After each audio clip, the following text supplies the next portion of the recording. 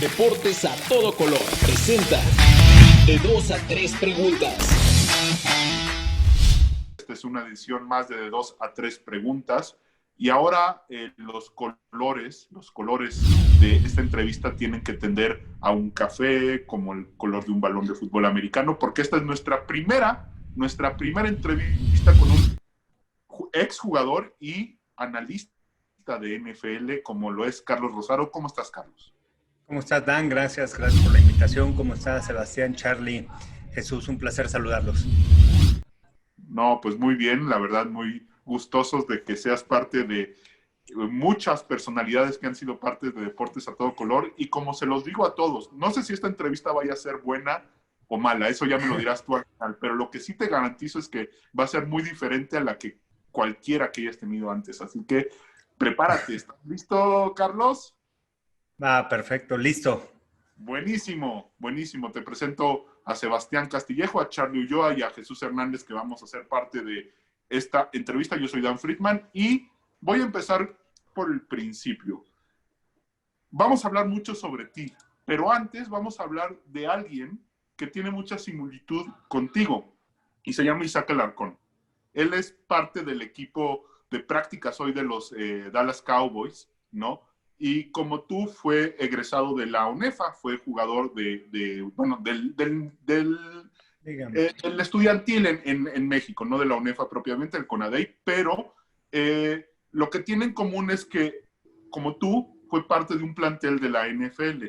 Mi pregunta es, ¿qué tanto le ayuda a Isaac Alarcón entrenarse con una de las mejores líneas ofensivas del mundo, como es la de los Dallas Cowboys? Solo verlos jugar a ellos, a los que son ahora sus compañeros de equipo. Bueno, tan simple de estar ahí en el terreno de juego, estar en las juntas con ellos, le va a ayudar muchísimo. Y además que se enfrenta cada día, porque es parte del equipo de práctica, en contra del primer equipo de la línea defensiva de los Cowboys, que también tienen a Aldon Smith, que tienen a Everson Griffin y que tienen a DeMarcus Lawrence. Y el estar entrenando con ellos, poco a poco te va elevando tu nivel, vas agarrando velocidad en el juego. Al final, cuando practicas tú con los jugadores, y a mí me sucedió cuando llegó a la NFL Europa, yo pensaba que era un jugador más o menos rápido aquí en México, que podía desmarcarme, que podía ganar separación sobre los profundos. Y cuando llego allá, bueno, me sorprendo porque todos corren a la misma velocidad que yo, y si no tengo diferentes cortes, si no salgo rápido de mis rutas, pues siempre iba a estar cubierto. Entonces es lo mismo que creo que se le ha sucedido a Isaac Alarcón. Si ustedes lo ven o lo pudieran ver un mes antes, cuando llegó al training camp, a diferencia de cómo está ahorita, se notará una diferencia abismal en cuestión de la rapidez, en cuestión del manejo de pies, en la técnica. Al final, pues, te ayuda mucho porque... Y al final, cuando estás también en las juntas, te vas dando cuenta de cómo estudiar video. Aquí en México no te enseñan tanto el cómo estudiar un video. Allá en Estados Unidos son específicos en cómo atacar tus pies, tus manos, tu cadera, cómo ataca el defensivo. Esos pequeños detalles es lo que ha crecido demasiado y me parece Isaac Alarcón, y son de las cosas que se va a desarrollar. Es muy joven y en un mes yo creo que se ha desarrollado muchísimo. ¿Qué tal? Te saluda ahora Carlos, te saluda Jesús Hernández. Yo quisiera preguntarte, ya que tú estuviste compartiendo en Estados Unidos, ¿qué le hace falta al jugador mexicano, no solo para llegar a la NFL, sino para poder mantenerse y hacer una carrera larga? Bueno, es complicado. Si juegas en México es muy, muy difícil. Es casi imposible. ¿Por qué? Jugar en el primer año es casi imposible por el tema de la velocidad. No estás acostumbrado a competir contra esos mismos jugadores. Un Isaac Alarcón que es grande, que mide más de 2 metros, dominaba, nunca se enfrentó a ningún liniero defensivo como el que se está enfrentando, ni a un segundo equipo, ni a un tercer equipo. Ponme el mejor liniero defensivo en México y no tiene nada que hacer ahí en Estados Unidos. Entonces, primero que nada, ese tema, ¿no? Adaptarte a la velocidad, a la fuerza, a la rapidez, a la técnica, ese es un paso. Y número 2 es creértela, que desde chico tú tengas ese sueño y trabajes para él. He visto muchos jugadores que se quieren preparar ya que están en Liga Mayor y ya es demasiado tarde. Te tienes que preparar desde los 15, 16 años, tener un sueño, creer que vas a llegar y trabajar para eso. Trabajar extra, trabajar más difícil, más duro de lo que trabajas en tu equipo. Entonces, ese tipo de situaciones son, creo que la que nos separa. Y al final es creértela y trabajar extra, nada más. Es mucho esfuerzo, es demasiado video y estar en contacto también. Creo que la mejor forma y una de las formas en donde yo aprendí el nivel del fútbol americano fue cuando me fui en intercambio. Tuve la oportunidad de estar en TCU, estuve 6 meses, estuve en intercambio y entrené un mes con el equipo de TCU. Y en el momento que vi a los jugadores del colegial de División 1, dije, no tengo nada que hacer aquí. O sea, si quiero llegar a la NFL, o sea, estoy años luz. Entonces, hasta que no te das cuenta, te podrán platicar lo que sea, pero hasta que no te das cuenta, creo que empiezas a trabajar extra. Y creo que eso también le falta a los jugadores mexicanos, darse cuenta, tener experiencias en campamentos de Estados Unidos, pero dentro de la preparatoria, para que ellos vean el nivel de los jugadores y cómo en tan corta edad, ya o desde la prepa, ellos ya están pensando en llegar al profesional. Entonces, creo que esa es una de las diferencias grandes que hay. ¿Qué tal, Carlos? Te saluda Sebastián Castillejo. Y bueno, justo me llama toda la atención todo lo que comentas sobre esta parte de la preparación, de la mentalidad. Y me gustaría saber tu opinión como experto, como exjugador, como alguien que ya estuvo ahí. ¿Cuál es la realidad para Isaac Alarcón? O sea, ¿va a tener una carrera larga? ¿Va a triunfar? ¿No va a triunfar? ¿Qué es lo que de verdad tenemos que esperar? Porque se vale soñar, pero también hay que ser realistas. Y además tiene la oportunidad. Ahorita está en él que pueda destacar. Olvídate si se preparó, si no se preparó, si no compitió con otros jugadores. Hoy tiene la oportunidad y está en el equipo de práctica. Tiene la oportunidad de desarrollarse como jugador profesional.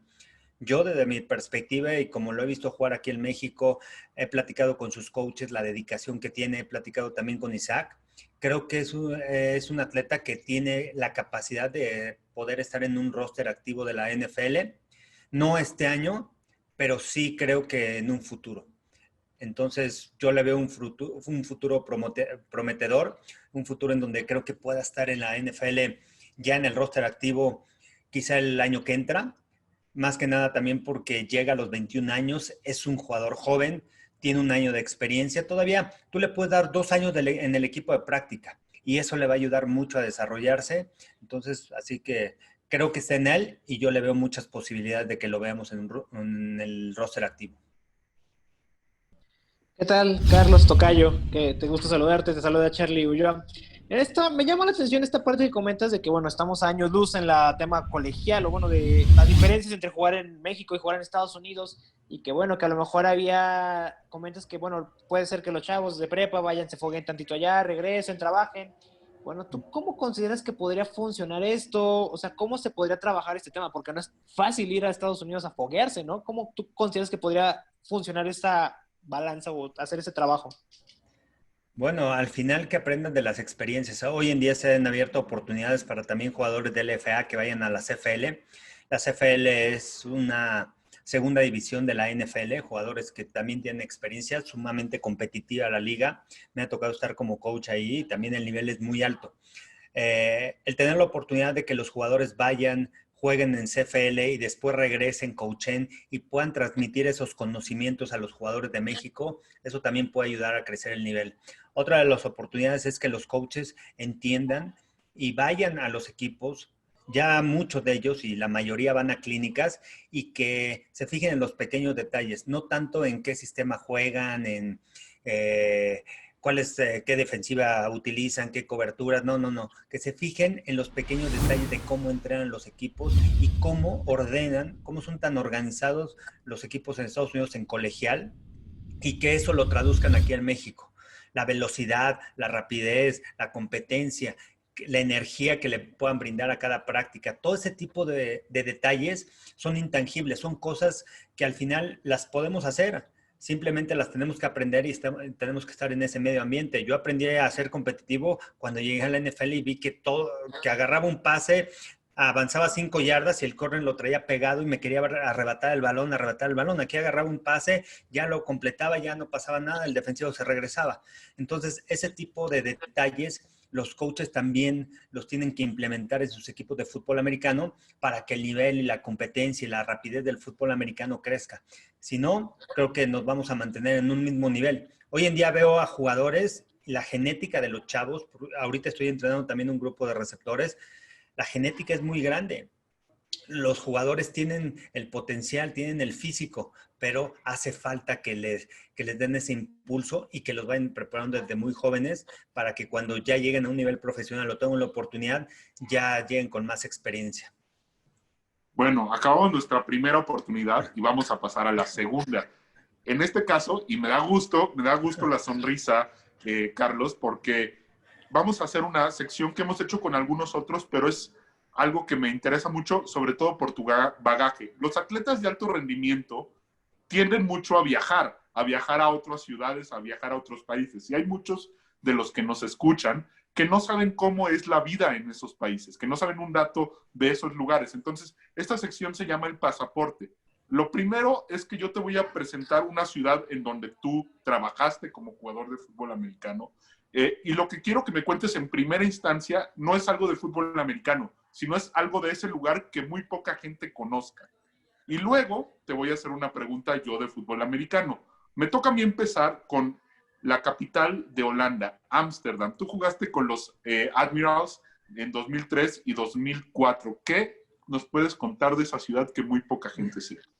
Mira, como ciudad muy bella, nosotros vivíamos en Utrecht, que es más o menos a 30 minutos de Ámsterdam. Sin embargo, bueno, estábamos ahí a una cuadra y estaba la estación de tren y te llevaba a Ámsterdam. Es completamente diferente, es una ciudad de mente abierta. Para la gente que va, para los turistas, si vas al centro es algo totalmente diferente por las vitrinas, por el tema de los coffee shops en donde venden todo tipo de drogas. Luego entras a unos GNC, que eso fue lo que me sorprendió, que parece que entras a un GNC, una tienda donde venden complementos alimenticios, pero ahí venden todo tipo de drogas y de plantas, etcétera. Entonces es algo completamente diferente como persona. Y si no estás acostumbrado, más en mi época, cuando fui, hoy en día ya las cosas han cambiado en el mundo. Me ha tocado, fui a Canadá, estuve en Canadá, en Vancouver, y bueno, ya la marihuana, el cannabis es permitido, y me sorprendió porque también llegué a una tienda así impresionante, muy bien decorada y todo, y con todo tipo de plantas. Entonces, bueno, es una ciudad totalmente diferente, es una ciudad muy moderna, en edificios, en tecnología, las calles, las autopistas, y donde vivíamos en Utrecht, a mí lo que también me llamó la atención es la cantidad de bicis que había. Circulaban muchísimas bicis, era un lugar en donde era universitario, había varias universidades por ahí, y entonces varios de los estudiantes circulaban en bici. De repente veías un estacionamiento así repleto de bicis. Eso fue de las cosas que me sorprendió, cosas totalmente diferentes que yo no había vivido en esa época. Y ahora pasando al tema de fútbol americano, te voy a preguntar por tu quarterback Shaun Hill. Acabó él jugando en la NFL con Detroit, acabó él jugando con los 49ers. ¿Qué le aprendiste a alguien como Shaun Hill? Mira, la manera como él preparaba los juegos, como él estudiaba la película, las preguntas que hacía durante las juntas, le vas aprendiendo mucho en el tema de las coberturas, vas entendiendo cómo el quarterback ve el juego. Al final, como receptores, tú tienes que ver lo mismo que ve el quarterback. Él es el que te va a lanzar el balón, él ve las coberturas, él ve cómo se mueven los jugadores, y una de las virtudes o de las cosas importantes para que los receptores sean exitosos es que tú estés en la misma comunicación, en la misma sintonía con un quarterback. Eso fue lo que le aprendí. Hicimos buena mancuerna, fue mi mejor año dentro de Ámsterdam. Quizá no tenía, y dentro de la NFL Europa, quizá no tenía un brazo tan potente, era un brazo fuerte, bueno, pero la precisión que tenía, la anticipación del balón, y además, bueno, identificaba muy bien las coberturas. Era un jugador que se desarrolló. Creo que el estar en la NFL Europa le ayudó a poder jugar varios años en la NFL, a pesar de que él sale de División 1 de Maryland. va a la NFL Europa, empieza a desarrollarse, se foguea, crece y eso le permite jugar varios años en la NFL. Perfecto. Carlos, ahora yo quisiera preguntarte por una ciudad en la que tú estuviste mucho tiempo, de la cual yo soy originario, Puebla, la querida Puebla de Los Ángeles. ¿Qué cosa te sorprendió de Puebla? Me sorprendió, bueno, cuando llegué a Cholula, la Universidad de las Américas, en donde estudié, estaba en Cholula, y el pueblito que era y cómo ha ido evolucionando poco a poco. Ha ido creciendo, los mismos estudiantes de fuera, foráneos que estudiamos en la Universidad de las Américas, de repente nos quedamos a vivir allá y muchos empezaron a poner negocios y la ciudad empezó a crecer, de ser un pueblo en donde prácticamente había pocas calles pavimentadas, de repente, bueno, ya hay muchas calles pavimentadas, junto a la universidad, todos los bares que hay, antes no había nada, querías ir a comer y era complicado. Sin embargo, me gustaba mucho por la tranquilidad. Yo tuve la oportunidad de vivir dentro de la universidad en dormitorios, tuve la oportunidad también de rentar una casa cerca de la escuela y esa cercanía, esa tranquilidad, el irte caminando, el utilizar una bici, entonces ese tipo de cosas hacen ahí le vas dando sentido a la vida y es muy importante, ¿no? La calidad de vida que tienes, viniendo yo de la Ciudad de México y cambiándome a esa ciudad más tranquila.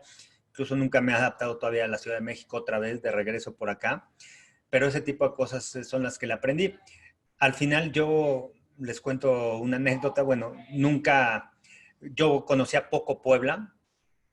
Cuando estudiaba íbamos muy poco a Puebla, había pocas cosas por allá, entonces te quedabas en Cholula y más o menos me pasé como 4 años de mi universidad prácticamente yendo 2 o 3 veces al año a Puebla y eso que, o sea, tienes la recta que te lleva a la ciudad de Puebla, pero al final pues no te dan ganas de ir porque estás más cómodo en Cholula. Entonces, cosas así son de las que aprendí ahí en Puebla.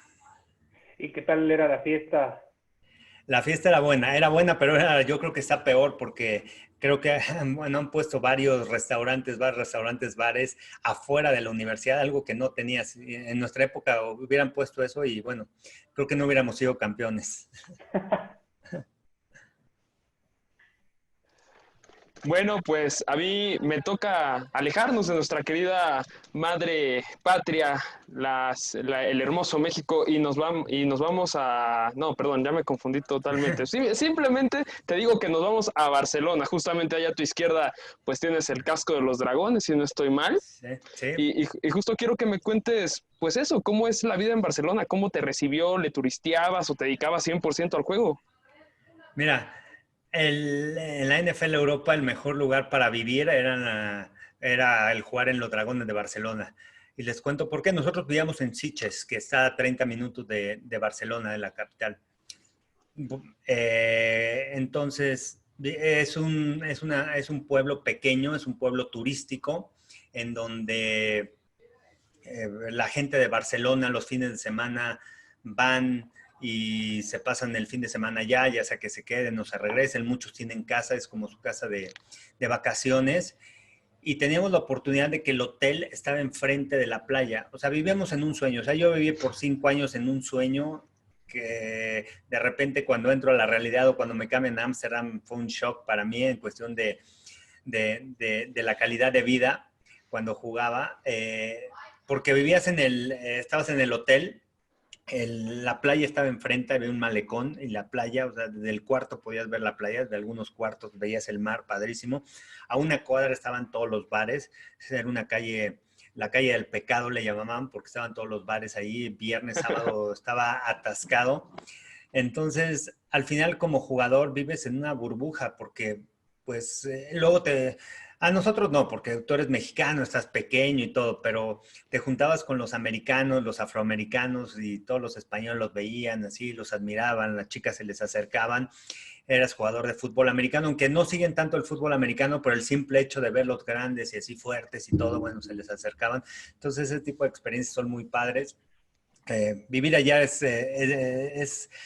la verdad, me tocó vivir experiencias muy bonitas, muy amable con los mexicanos, a pesar de que la gente de Cataluña es un poco diferente. pero con los mexicanos nos trataron muy bien y entonces fue muy cómodo vivir ahí. En cuestión de clima, en cuestión del hotel en donde vivíamos. Quizá no era el hotel más lujoso, pero era un hotel muy cómodo, en donde, bueno, prácticamente salías y enfrente estaba la playa. Incluso el camión nos recogía una cuadra adelante y teníamos que caminar, más o menos eran como unos 100, 200 metros que caminábamos, ibas viendo la playa, entonces todo eso te relajaba, acababa el entrenamiento, acabamos a la 1 de la tarde, nos dejaba el camión, regresábamos caminando, te ibas al cuarto, comías el lunch y después te podías ir al mar a meter las piernas porque el agua estaba fría, te podías ir a acostar en la playa, estaba muy light la vida por allá. Perfecto, la verdad es que sí, suena bastante chido y aunque el hotel no haya sido como de 5 estrellas, pero ya tenías la playa ahí enfrente, ya ¿Qué mucho más más querías? tranquilo, ¿no? Sí, o sea, Sí. no, pero mira, me llama también la atención que mencionabas que tú aprendiste a ser competitivo en la NFL. A mí me gustaría que me dijeras qué fue lo que aprendiste exclusivamente de los Dragones de Barcelona para el desempeño profesional y además de que estuviste acompañado por otros 2 mexicanos. ¿Por qué no nos cuentas de eso?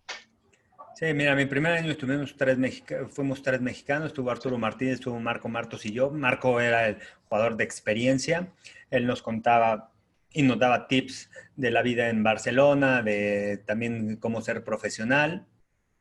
Y bueno, eso me ayudó mucho, además de que él cuando se va a la NFL Europa, después regresa a la UDLA y nos coachea, y cuando somos tricampeones en el 97, es parte del staff de entrenadores. Eso ayudó mucho y, bueno, buena comunicación.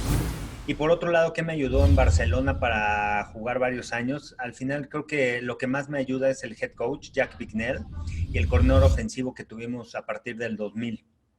En el 2000, sí, Sam Rutigliano, que era head coach de los Cleveland Browns. Yo tengo muy buena química con él y realmente él me enseñó prácticamente lo que es el fútbol americano, cómo leer a las defensivas, cómo ver el fútbol americano en cámara lenta, porque al principio yo llego y de repente todos se empiezan a mover muy rápido el juego y entonces pues no te das cuenta en el tema de receptores qué cobertura es o si viene un disparo. Ya con él viendo película, él al final era un maestro, él también daba clases en una escuela y así empezó su carrera como profesional y después le gustó el ser entrenador y llegó a la NFL. Pero al final él sabía cómo explicar las jugadas, cómo explicarle a los jugadores para que pudieran entender el fútbol americano y creo que los que estuvimos en esa época con él, tanto mexicanos como americanos, aprendimos mucho y creo que eso nos ayudó mucho a llegar a la NFL, a muchos que nos mantuvimos como profesionales dentro de NFL Europa, otros que se mantuvieron en la NFL. Bien, Carlos, muy padre esta parte que comentabas de Barcelona. De hecho, me lo estoy imaginando y dije, no, está padre, ¿no? Ir a entrenar, regresar y estar lo que cada el día en la playita. Y bueno, comentabas también de que este proceso te ayudó a la NFL. Y justo yo te quiero preguntar sobre la ciudad de la NFL, que es Nueva York. ¿Cómo es la vida en Nueva York? Mira, estábamos fuera, estábamos en New Hampshire. Estamos en la Universidad de Hofstra y ahí era el complejo de los Jets, vivíamos en dormitorios. Me tocó ir a Nueva York 2 veces, 2 ocasiones, hacías como 45 minutos en tren, entonces no teníamos tanto el contacto ya con la ciudad grande, con Manhattan.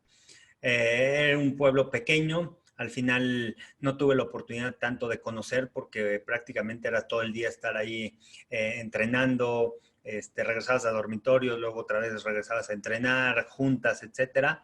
Y la vida, bueno, al final es enfocado en el fútbol americano. Son muchas jugadas, es el aspecto técnico, es el aspecto mental, es el aspecto físico de tanto desgaste de los entrenamientos, pero al mismo tiempo el aspecto mental en cuestión de que acabando el entrenamiento te tienes que cuidar las piernas, las 2 veces que entrenábamos, regresábamos a juntas de 7 a 10 de la noche, regresando a tu cuarto tenías que estudiar o por lo menos darle una leída a las instalaciones y dar un repaso a todas las jugadas, porque cada día nos iban instalando 20 jugadas nuevas, entonces es mucho estudio y al otro día corrías esas jugadas, más las que ya te habían enseñado. Entonces tuve poca oportunidad también de salir por esa zona, Y al final, bueno, fue nada más enfocarme en el fútbol americano y bueno, mi vida era el dormitorio, el complejo de los Jets, que estaba más o menos como a 1 kilómetro de dormitorios y ya. Ok, y bueno, sobre este tema de las repaso de jugadas, todo, cuéntame sobre 3 personas, ¿qué te enseñaron? ¿Cómo fue la convivencia con ellos? Sobre el quarterback, Chad Pennington, y sobre los otros receptores, ¿no? Curtis Conway y Santana Moss. Ok, Chad Pennington tenía poco contacto con él. Lo conocí justamente cuando el primer día, la primera junta, voy de dormitorios a la sala de juntas de los Jets y voy platicando con otro cuate también que estaba ya que había jugado conmigo en Ámsterdam. Él era japonés y lo habían invitado porque íbamos a jugar el American Bowl. Entonces estaba invitado con los Jets. Íbamos caminando hacia la sala de video, bueno, hacia el complejo de los Jets. El primer día pasa en una camioneta y nos toca el claxon y, oye, ¿quieren un ride? Sí, órale. Hola, me presento, soy Chad Pennington. Bueno, obviamente ya sabía quién era, ya lo había visto, en la televisión. Y ya la relación ahí, cuando los de primer equipo son, o por lo menos en los Jets eran un poco especiales, no le hablaban a los demás. Chad Pennington se mantenía enfocado también en las jugadas, en ver video y todo. Incluso cuando nos tocaba pasar a los de segundo o tercer equipo y Chad Pennington tenía que pasar, le tiraba al segundo equipo, ya al tercer equipo, cuarto equipo, los de atrás, se volteaba y iba el otro quarterback.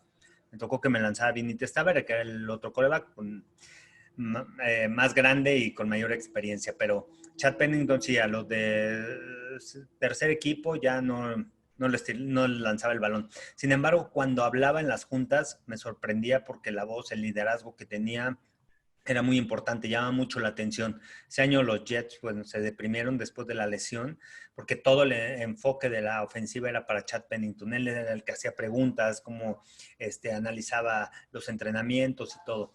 Y por el otro lado, con Curtis Conway me llevé bien. Quizá no me ayudaba tanto. Al final no te ayudan tanto los jugadores, no te dan muchos tips. Son titulares y, bueno, no quieren que les quites el puesto y pocos te ayudan. En algunas cosas de repente me decía, bueno, sal así, muévete así, etcétera, pero no tanto, aunque me llevé muy bien con él. Con Santana Moss, los primeros 3 días ni siquiera me volteaba a ver. Y de repente una vez empecé a correr unos drills y pues, se voltea con Wayne Cravett y le dice, ¿y él quién es? Dice, no, pues él es mexicano. Y ya desde ahí empecé a tener buena relación con él. De fútbol americano no hablamos tanto, pero bueno, me llevaba bien con él y de repente me daba ride, salíamos o íbamos a tomar algo y eso. Y bueno, ya al final se quedó una buena relación con Santana Moss. Y de Wayne Cravett, que era el otro, también veterano, él es el número 80, chiquito, tampoco te ayudaban tanto. Tenía buena relación con él dentro del campo, pero al final no te ayudan, no te ayudan tanto. El que me ayudó un poco más fue Phil McGogan, que ahora es coach de receptores de los Chargers. Él estaba en segundo o tercer equipo de los Jets. Al final me parece que se queda en equipo de práctica y después lo cortan. Pero sorprendente, pues ahora es coach y estuvo también con Miami y con los Chargers. Y bueno, él desde que jugaba ya se veía que quería ser coach porque era de los que te corregían, de los que te ayudaban. Oye, hazlo así, sal de esta forma, puedes hacerlo mejor así. Entonces vas aprendiendo las personalidades de los jugadores y vas aprendiendo cuando eres profesional, que sabes que le estás compitiendo contra los otros, que le puedes quitar el puesto o que alguien más les puede quitar el puesto. Entonces tratan de, bueno, ellos estar enfocados y si no te pueden ayudar o si no te pueden decir nada, no te lo dicen, ¿eh? Y eso me llama la atención, Carlos, porque yo me imagino, y siempre lo dicen, ¿no? Bueno, a ver si Aaron Rodgers es mentor de Jordan Love en Green Bay. Pues él lo que quiere es que Jordan Love no le quite el puesto. Claro. Entonces, la chamba de ser mentor es del coordinador ofensivo y del coach del quarterbacks, no del quarterback en cuestión. Entonces, saliendo un poco de guión, eso, seguro hay personalidades y hay gente que ayuda más y hay gente que ayuda menos, pero realmente los jugadores están ahí para ganarse su puesto, no para ser mentor de los otros, o tú lo ves diferente. No, exacto, no, los jugadores están para actuar, ejecutar y ya.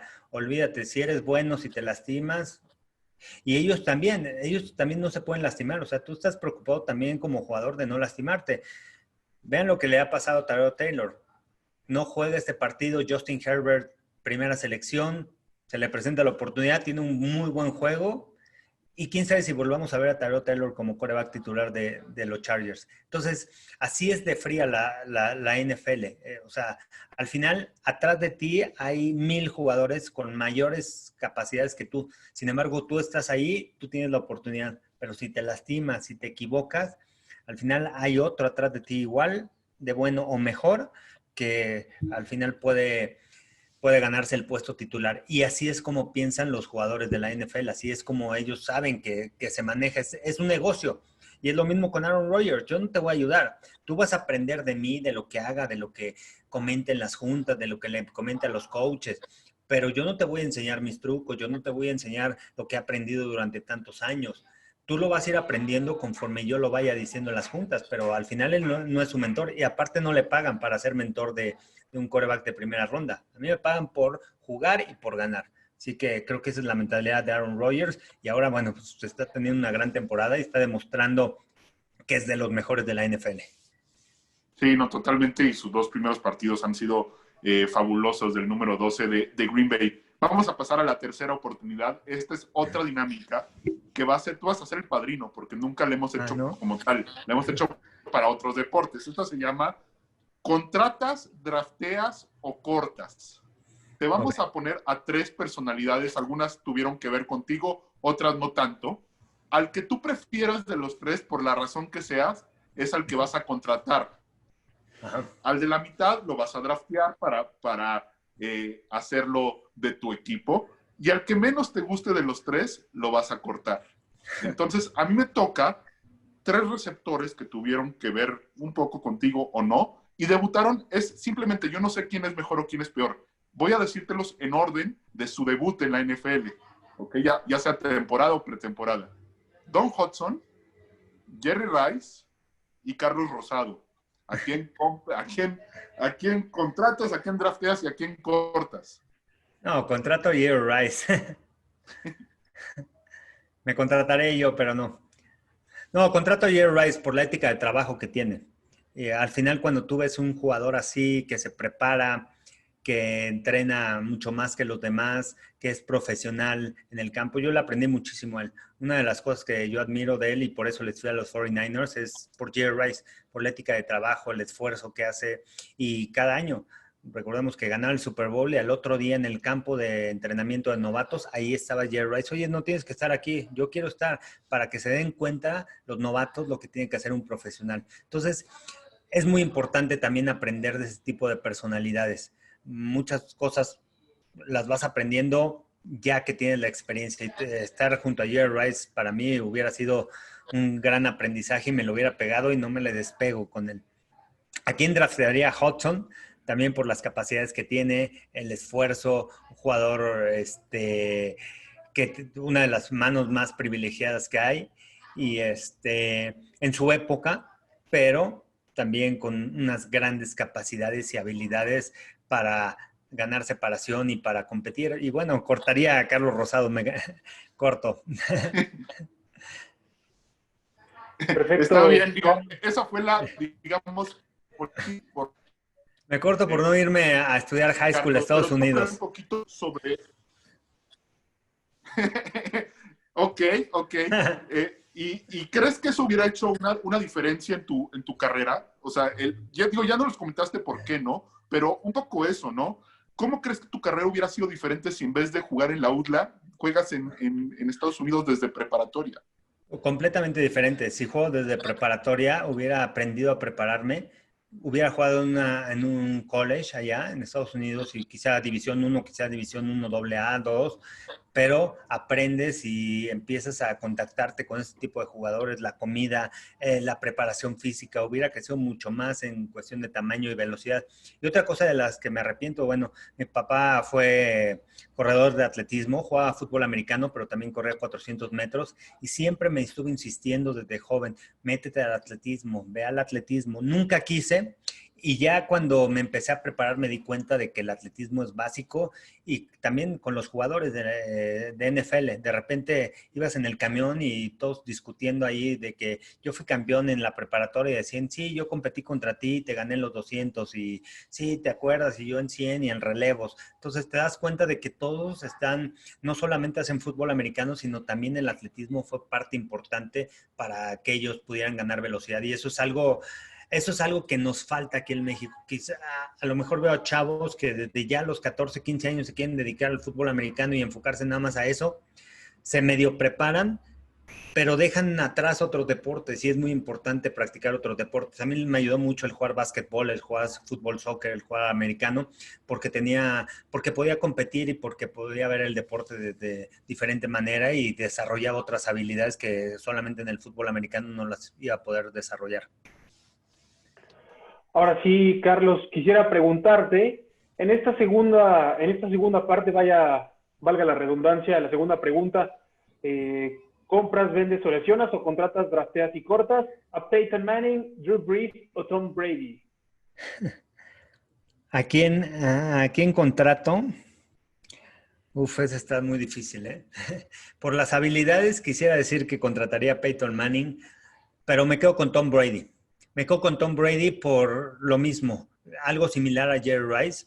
También no fue titular en el colegial, se ganó su puesto de titular en Michigan. Leyendo su historia, una vez fue con el entrenador, oye, ¿qué tengo que hacer para ser titular? Tienes que estar aquí todos los viernes para ver película. Y ahí estaba Tom Brady. Y tú lo ves, a más de 40 años de edad, todavía sigue trabajando en su mecánica, en su alimentación, en su ética de trabajo. Y al final, cuando escoges a un jugador, es la durabilidad. Y creo que Tom Brady lo ha hecho, lo ha demostrado que se ha mantenido sano. Y bueno, el nivel de competencia. En cuestión de calidad, pues todos tienen diferentes características. Peyton Manning, un brazo privilegiado.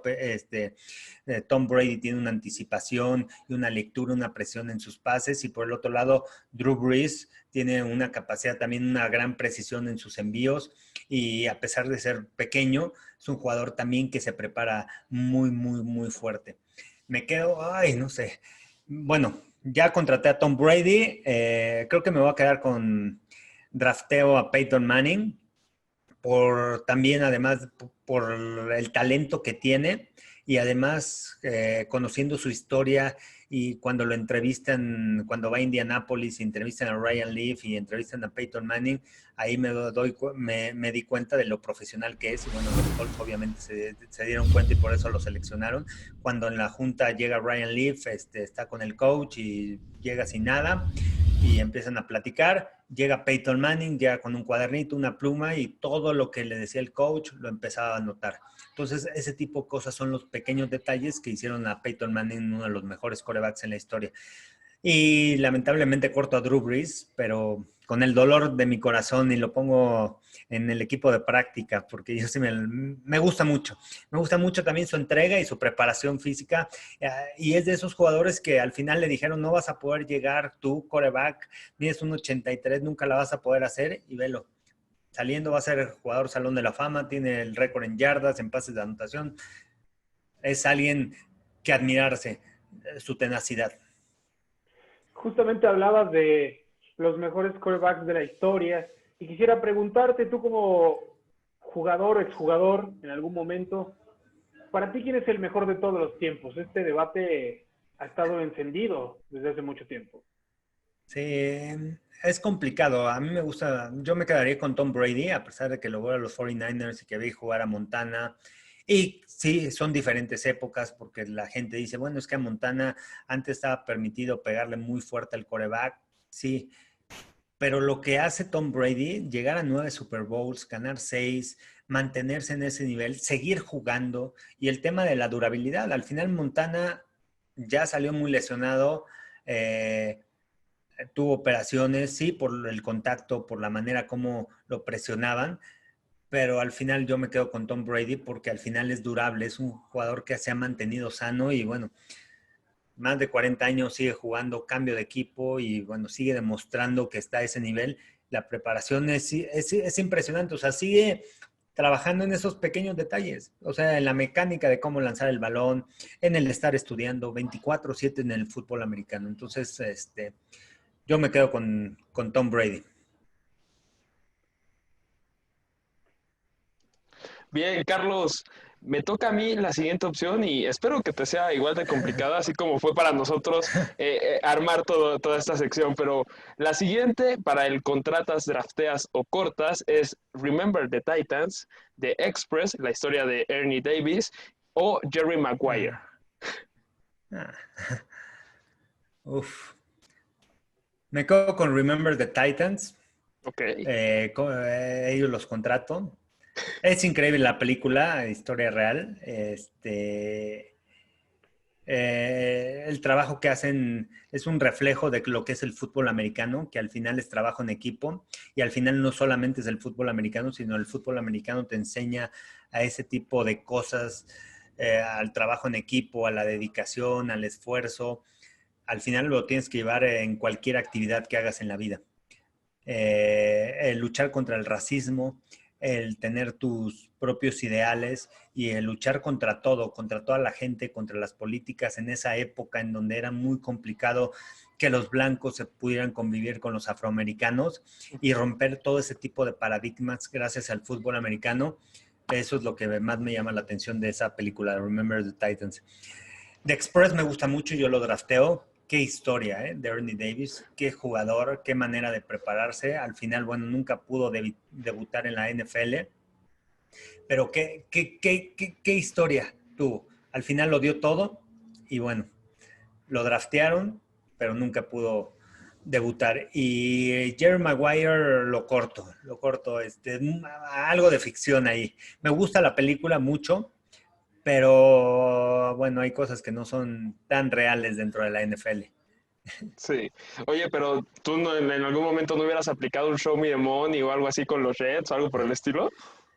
Mira, ahí también tienes que tener esa personalidad también como jugador y al final como receptor, ¿no? Al final ponen a la posición ideal, ¿no?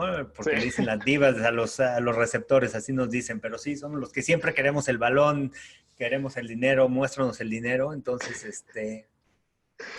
está padre, a mí me gusta mucho la película, mucho, mucho la película, pero también los agentes son muy, muy especiales y al final, también en esta película te das cuenta de muchas cosas y hay cosas que no son reales, o sea, los agentes realmente, si no eres un buen jugador, pues ni te pelo, ni te volteo a ver, o sea, es muy difícil también agarrar a un buen agente, porque los buenos agentes se van obviamente con los que le ven más talento, los que van a ser primera selección, por el tema de, al final se van por el dinero y saben que esto es un negocio. O sea, la gente Sí. gana el 3%, 3 o 2.5 del contrato de lo que firma el jugador. Y hasta que no juegue, no se lo dan. Te lo digo por experiencia porque yo tuve que Ok. tener un agente. Eh, entonces, pues, entre más ganen, ese porcentaje, pues, obviamente se va a elevar, ¿no? En Sí. cuestión de dinero. Al final, el porcentaje es lo mismo, pero el dinero va a crecer. Antes de que pase, Charlie, rápido, ¿cómo se llamaría tu película? ¿Cómo se llama? Del sueño a la realidad solo hay un pase. Estoy escribiendo un libro, por cierto. Ah, bien. Excelente, Tocayo. Y bueno, yo te pongo 3 entrenadores históricos, ¿no? ¿A quién contratas, a quién drafteas y a quién cortas? ¿A Tom Landry, a Don Shula o Bill Belichick? ¿A quién contratas, a quién drafteas y a quién cortas? Se me hace raro que no me pusieron a Vince Lombardi, ¿eh? Pongo a Bill Belichick y lo contrato. Por lo que ha hecho, por la mentalidad, cómo la cambió en Nueva Inglaterra. Me ha tocado platicar con varios jugadores que estuvieron con él, cómo se enfoca en los pequeños detalles, cómo entrena esa disciplina, esa mentalidad. Es una cultura totalmente diferente a la de los Patriotas de Nueva Inglaterra con Bill Belichick. Y al final sigue siendo un maestro, algo similar a Sam Rutigliano, que te enseña los pequeños detalles y que te ayuda a ser mejor jugador. Por eso al final lo contrato. Drafteo a Tom Landry. revolucionario, cómo cambió el fútbol americano, estudioso también mucho del juego, cómo cambió a los Cowboys y cómo cambió esa ofensiva, esa mentalidad y cuántos coaches le copiaron a él. Y al final corto a Don Shula, a pesar de todos sus triunfos, a pesar de lo que logró hacer con el equipo de los Dolphins, también una tremenda mentalidad. Es muy complicado, ¿eh? También es muy complicado esto, pero al final creo que corto a Don Shula. Oye, y bueno, sí, también fue una... No, y te cuento las opciones que pusimos. Yo quería poner a Tom Coughlin. Pero bueno, ¿tú qué consideras que es lo esencial que debe tener un entrenador o un coach de fútbol americano, además del liderazgo, de la mentalidad? ¿Qué debe tener un buen coach de fútbol americano? Tiene que haber muy buena comunicación con los jugadores. Tiene que saber comunicar muy bien sus ideas. Tiene que tener esa energía todos los días. Tiene que elevarla. Tiene que agrupar y que tiene que organizar muy bien a todo su staff de entrenadores. Todos tienen que estar viendo y tienen que trabajar bajo su filosofía. Creo que eso es lo que hace diferente a los entrenadores. Si tú logras hacer eso, vas a ser campeón. Y lo ha hecho Bill Belichick. Y tú ves a los entrenadores que han salido de ese árbol de Bill Belichick, tanto Brian Flores como Bill O'Brien, son entrenadores detallistas, muy, muy detallistas. Me ha tocado platicar con otros compañeros que también estuvieron en Penn State con Bill O'Brien como head coach y dicen muy, muy detallista, un gran coach, pero ¿qué le falta? ¿Por qué no ha llegado? ¿Por qué no es igual que Bill Belichick?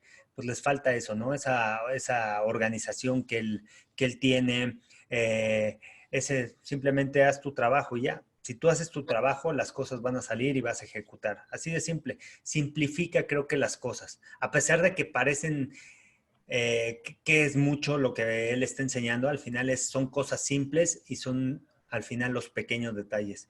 Un compañero me platicaba, Darius Butler, que estuvo en los Colts y después estuvo en los Patriotas. Me dice, yo cuando estuve, le dije, ¿qué te impresionó más de Bill Belichick y de esa cultura? Me dice, una vez que cuando yo llego al complejo de los Patriotas de Nueva Inglaterra y de repente ponen pósters y ponen frases y las van cambiando cada semana. Y ya, ¿no? Pues normal, como en varios equipos que ponen frases y todo. Y de repente voy entrando a la sala de juntas y me dice Bill Belichick, oye, ¿qué decía allá en ese letrero de la entrada? Y se queda así, no me acuerdo. Y es cuando te das cuenta de que esos pequeños detalles forman parte de toda la cultura de Bill Belichick. O sea, si él pone una frase, es de lo que se van a enfocar en toda la semana y te lo va recordando en una pared, en otra, en las juntas, en el campo. Entonces, ese tipo de detalles es lo que hace de un coach ganador. Es muy complicado porque al final dices, es muy fácil, oye, ¿eso para qué? Influye mucho. Digo, en algún momento puso We're on to Cincinnati, supongo, en una frase que es la más memorable, ¿no? De el coach de los Patriots. Yo te quiero preguntar, antes de acabar con nuestra última dinámica y con nuestro cuarto, a ver si lo anoté bien. Del sueño a la realidad solo hay un pase. Así Sí. dijiste. ¿Así se va a llamar tu libro? Sí. ¿Cuándo decidiste que querías escribir tu libro? ¿De qué va a tratar? ¿Qué va a ser? Bueno, decidí hace, ya tiene tiempo, lo empecé a escribir, fue en 2013 me parece, y una de las ideas me la dio Ricardo Bravo cuando entré a Fox y me dijo, oye, ¿por qué no escribes un libro? Y empezamos a trabajar juntos, después ya lo dejamos, yo le seguí, pero ya lo he dejado, y otra vez con esto de la pandemia dije, bueno, me tengo que aplicar otra vez con mi libro porque sí lo quiero sacar. Y bueno, la frase sale del sueño a la realidad, solo hay un pase, porque al final es cierto, o sea, cuando tú tienes un sueño y tú lo quieres conseguir, es como en el fútbol americano, el pase puede ser completo o puede ser incompleto, pero depende si tú te preparaste bien, si leíste bien a las defensivas, si el quarterback leyó muy bien las defensivas, si hay comunicación con los receptores, si los receptores van a correr sus rutas a las yardas que las tienen que hacer. Entonces, es algo similar y va a tratar de mi experiencia como jugador en México y cómo llego a la NFL Europa, por todo lo que tengo que pasar, el tema de adversidades, y todo lo que me enseña el fútbol americano y cómo lo puedo aplicar también en la vida y cómo lo aplico también cuando llego a Fox, cuando hago medio, cuando empiezo a correr porque de repente me retiro del fútbol americano, empiezo a hacer carreras de 10 kilómetros, luego me meto a 21 kilómetros, después empiezo a hacer triatlones, he hecho medio Ironman. Entonces, todo ese tipo de cosas, lo que me enseña el fútbol americano para poder conseguir y poder terminar mis diferentes carreras, terminar mi carrera académica, trabajar en Fox, mantenerme durante varios años, de todo eso se va a tratar. Ok, es muy interesante y quiero hablar un poco más, pero primero vamos a pasar a la dinámica, a la última. Esta se llama la otra nebulosa. Lo que significa es que vamos a alterar una parte de la realidad como es. Y tú tienes que imaginar cómo sería si eso hubiera pasado. ¿Ok? Por eso le llamamos la otra nebulosa. Me toca a mí la primera como siempre. A ver, un equipo de la NFL ya no puede ser Washington Football Team. Ahora es otro equipo de la NFL, tiene que cambiar de mote. Por razones políticas, comerciales, las que tú quieras. ¿Quién te gustaría que cambiara de mote y a cuál mote lo cambiarías? Ay, está difícil, ¿eh? Sí, sí. Está muy, muy, muy difícil. No sé, no se me viene a la mente ahorita algún equipo que pudiera cambiar, ¿eh? ¿Te puedo ayudar? A ¿Te ver, puedo ayudar? ¿ustedes en qué pensaron? ¿En qué pensaste? Yo te voy a decir, yo pensé en los Chiefs, en los actuales campeones de la NFL, porque si cambiaron a los Redskins, que obviamente tiene una connotación, dijeron en Kansas City, ya no puedes ir con tu indumentaria de indio, ¿no? ¿Crees que eso está bien? O sea, más allá de pensar en un nombre nuevo para los Chiefs, ¿crees que es demasiado? Existen los Pieles Rojas aquí que siguen jugando, ¿no? En México, los Pieles Rojas aquí en Naucalpan y todo eso. ¿Crees que ese cambio va para bien y es lo que hace que haya un cambio social? No, yo creo que no, ¿eh? Para mí no creo que eso influya mucho. El cambio social al final es de cada uno vivir en Estados Unidos y la cultura y cómo les enseñan. Hoy en día han cambiado mucho, pero cómo les enseñan a vivir a muchos de ellos y cómo son los blancos, somos blancos en muchas regiones, es un tema más de educación. Es un tema más de que los papás y de que en las escuelas vayan educando a los hijos, más que en los deportes profesionales. Al final, bueno, quieren ellos poner el ejemplo, los deportes profesionales, pero creo que no basta. Creo que es más de la educación, de la cultura, de lo que traen de los antepasados. Me tocó uno de mis primos vive en Oklahoma y comentaba de que, bueno, él es blanco, pero no le hablaban porque era hispano. Pero oye, pero yo soy blanco, no, tienes que ser blanco así, blanco, piel, transparente, casi, casi. Entonces, ese tipo de cosas, o sea, como mexicano muchas veces no las entiendes hasta que ya vives en ese país. A mí, ¿qué te ayuda el fútbol americano? Bueno, te ayuda a que hay una equidad, de que todos somos iguales y no pasa nada y al final estamos en el terreno de juego y todos estamos luchando por un mismo objetivo y tú tienes que luchar por tu compañero, por tu amigo que es el que está al lado, no importa raza, color, lo que sea. Y eso es lo que te enseña. Al final, para mí, yo no entiendo muchas cosas. En Estados Unidos sí se preocupan mucho de eso, más el tema afroamericano, pero hasta que no lo vives, no puedes, creo que levantar la mano y decir, bueno, las cosas son así y así. Sino, creo que eso va más allá, creo que es más de educación de la cultura de los padres y de la ciudad en donde viven, del medio ambiente. Ahora yo quisiera preguntarte, Carlos, ¿qué hubiera pasado en tu carrera? Imagínate tu carrera, si hubieras pasado el corte de los Jets de Nueva York. ¿Qué hubiera pasado si me quedo con los Jets? Uf, me vuelvo loco, ¿no? Creo que hubiera aprendido mucho del fútbol americano a ser más competitivo, a aprender a... No sé, no sé qué hubiera pasado. Hubiera jugado no sé cuántos años más todavía. Me hubiera cuidado más de mi cuerpo, quizá eso sí, porque al final yo el siguiente año llego a Ámsterdam por prepararme muy fuerte y todo, descuido el cuidar mi cuerpo, el estirar un poco más, el cuidar mi espalda y al final, bueno, ya no termino la temporada, tenía la oportunidad otra vez de llegar a la NFL y no llego. Pero es por esas ganas o por ese decir, estuve muy cerca de quedarme en los Jets. Si me hubiera quedado con los Jets, yo creo que lo hubiera tomado desde otro punto de vista, hubiera cuidado más mi cuerpo, me hubiera preparado igual de fuerte. Sin embargo, cuando estoy cansado, me hubiera ido a los masajes, hubiera tomado más tiempo de descanso cuando lo tenía que tomar, algo que el haberme cortado, bueno, dijo, estuve a punto, pero no me quedé, entonces, ¿qué tengo que hacer extra? Entonces me dediqué más al trabajo y menos a la recuperación de mi cuerpo.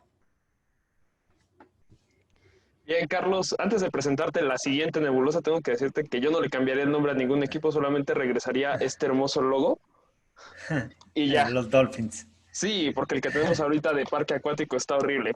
Pero bueno, la siguiente nebulosa va un poco relacionada con la realidad, porque TV Azteca deja de transmitir el ritual NFL. ¿Y qué le pasaría al deporte en México, al fútbol americano aquí en México, si se convirtiera solamente en un deporte que se transmite por televisión de paga?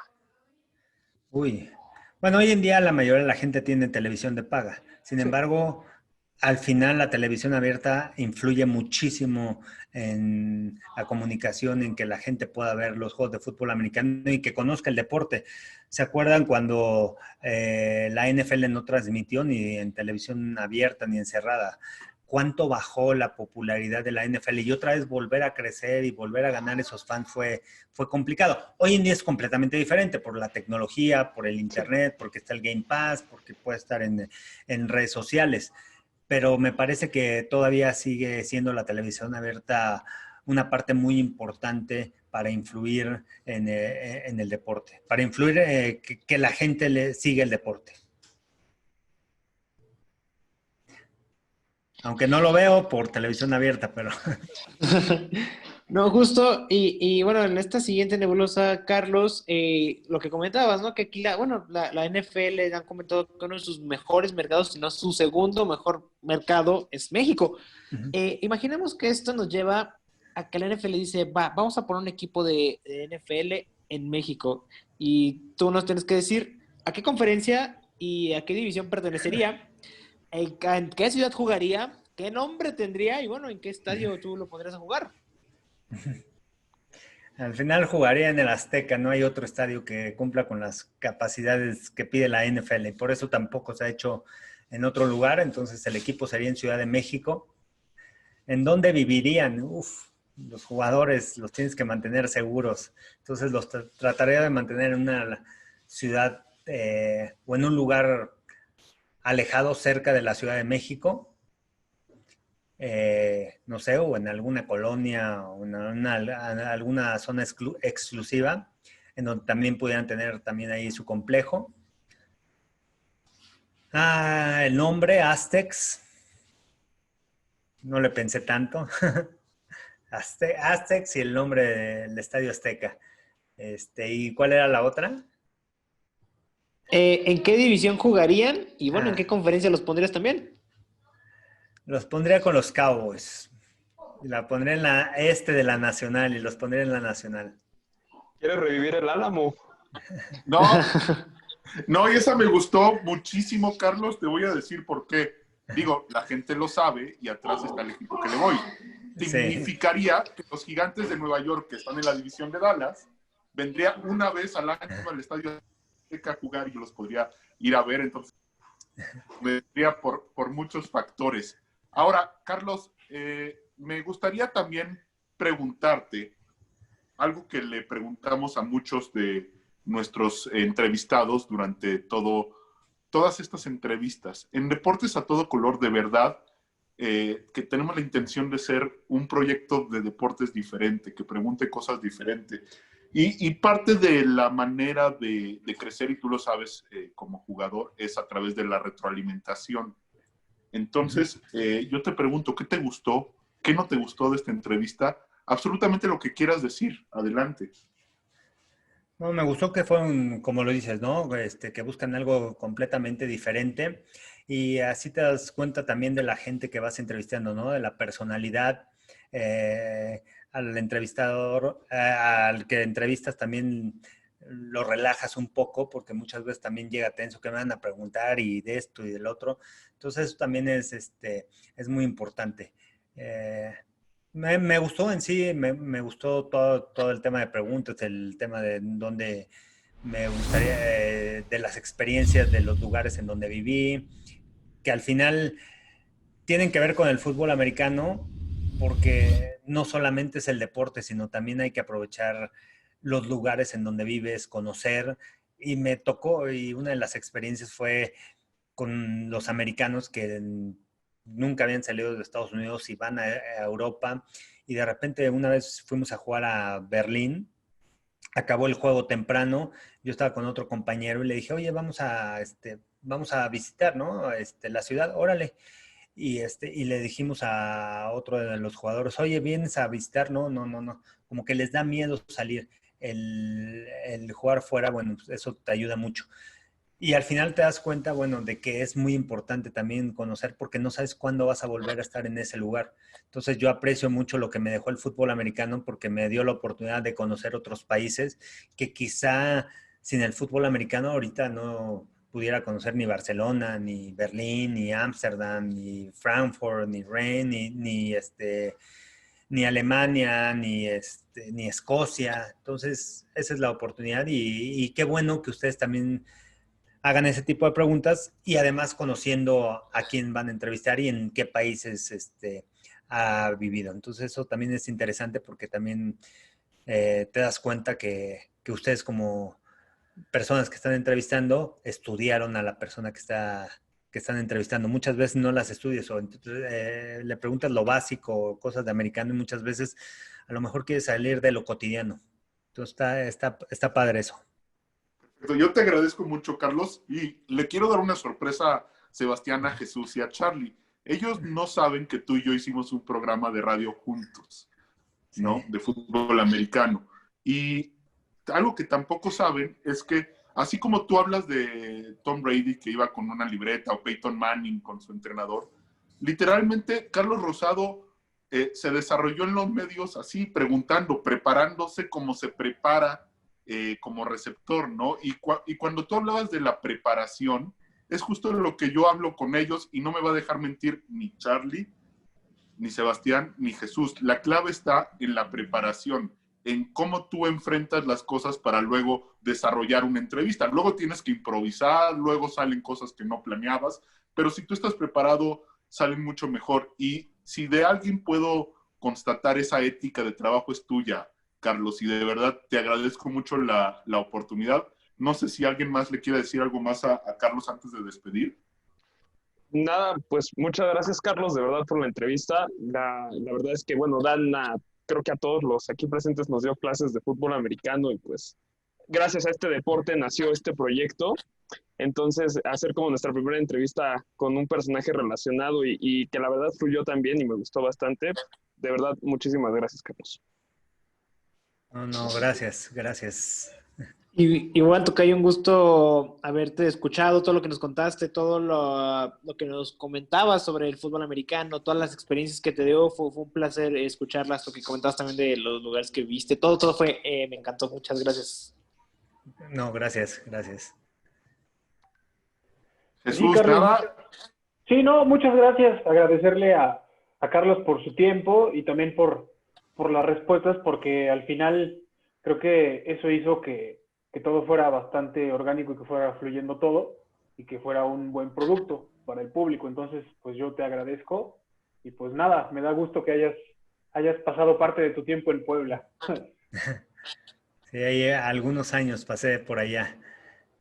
Muy padre. Y bueno, Perfecto. algo de lo que comentaba Dan, ya nada más para finalizar.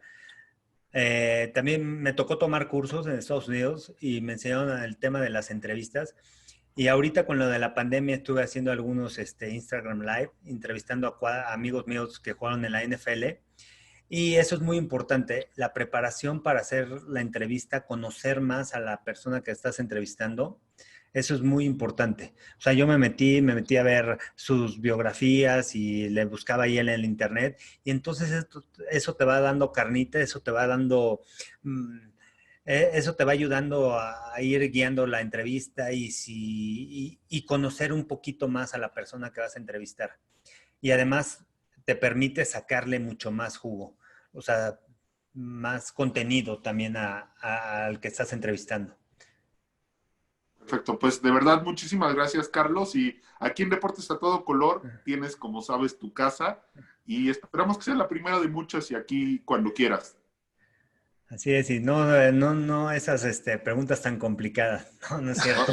No, estuvo muy bueno, ¿eh? Perfecto, pues gracias. Este ha sido Carlos Rosado en una edición más de 2 a 3 preguntas en Deportes a Todo Color. Hasta la próxima, nos vemos.